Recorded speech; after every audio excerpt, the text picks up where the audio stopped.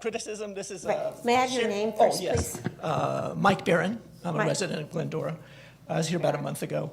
I've just taken more of an interest in this whole issue of the ethnic studies program. But what I want to share with you now is some information about the new California Department of Education's math framework, which is the next thing that's coming down the pipe. So I'm quoting from an article by Bill Evers. The California State Department of Education has released a new draft of its curriculum framework for K through 12 mathematics.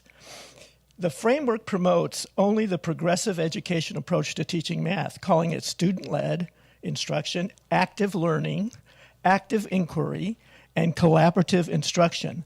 But evidence from the 50s through recent times shows that this way of teaching math is ineffective.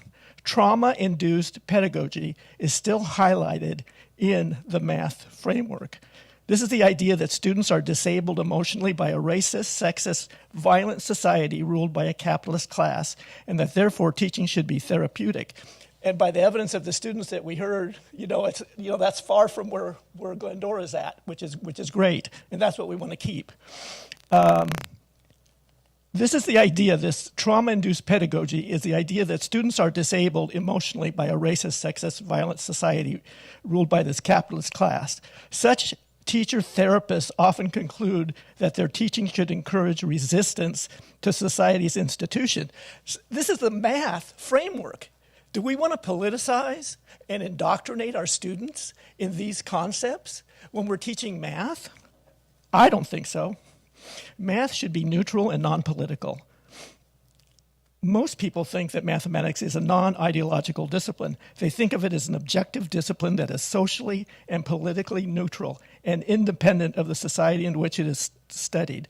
But the promoters of critical math, which is what the state of California math framework does, they don't think so. They see math as an ideological battlefield, and they are increasingly influential in schools of education and public K through 12 classrooms.